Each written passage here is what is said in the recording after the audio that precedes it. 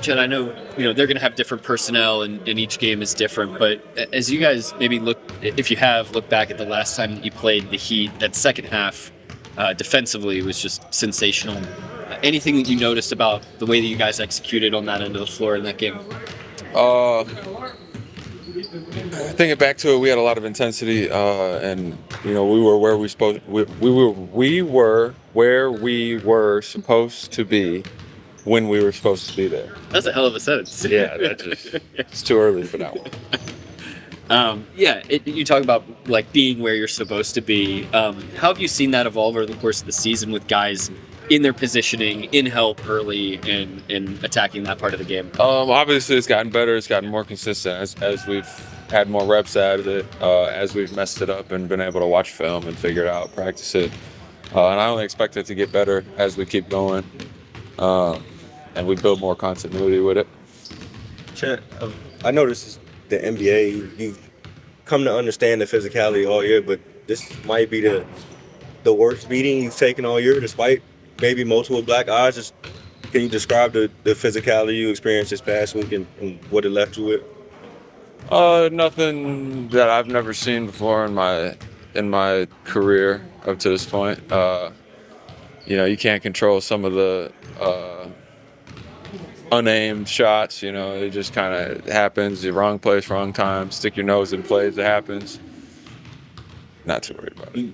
You say wrong place, wrong time. Is there like a skill to dodging those shots? No, because if you're trying to dodge that, then you're not as focused as you need to be on affecting the game the way you need to affect it. So it's like if you get caught in the crossfire, it's just part of it. Chet, this season you've got 100 threes, you've got 100 dunks as well, and coach has given you got 100 dunks this season, and I imagine a lot of those are coming off of lobs as well. What's it been like, kind of building the chemistry with your guys and then being able to find you for those sort of plays? It's great. When I can put a couple points on the board and somebody gets an assist for it, it's always great, no matter who's the recipient.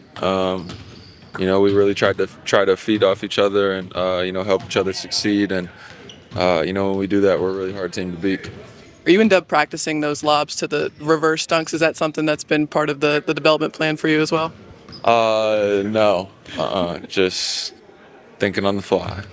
There's been fun banter about the alley-oops this year, but that one between you and Dub might have been the most important play of the game the other night, just in terms of putting that game away. Can you maybe just speak to like the level of seriousness that you guys approach those sets with in trying to generate those?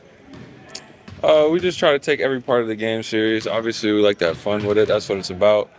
Nobody would want to be here if we weren't having fun at the same time. But we want to win games, so we got to take things serious enough to win games, but not too serious that we're not enjoying it. So, Sure. We talked some in Minnesota about just the open dialogue between you and Mark on the challenges and stuff, and just your demeanor as it comes to your approach to challenges. But that challenge he had at the end of the Phoenix game kind of almost saved that game, maybe. I wonder your thoughts on that challenge and how far you've seen him take that art, I guess, that skill.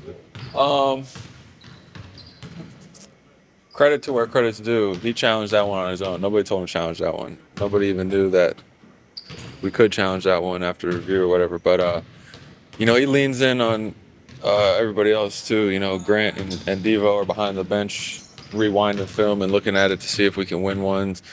We got players on the floor telling them whether or not we can win it. So it's a real team effort. But if we can challenge something that can make a positive play in our favor, he's pretty aggressive with those, and he'll go challenge them almost at any time if he thinks that we can win that one. So credit to him for going out there and calling those ones, and I think we're going to continue to play that way. It's played in our favor a lot so far. And after that, I think 2 days later in LA, he jokingly said that most teams have players where you kind of got to stop them from trying to challenge everything, and the coach is more like, but he said jokingly that it's kind of the inverse here. Do you see any truth to that sentiment at all? I mean, yeah, because if we tell him to challenge stuff, he challenges it and we're wrong all the time, he's going to stop listening to us. Same thing with the refs. The refs go and watch film. You bitch and complain to the refs. They're gonna go back and watch the play you were bitching and complaining about.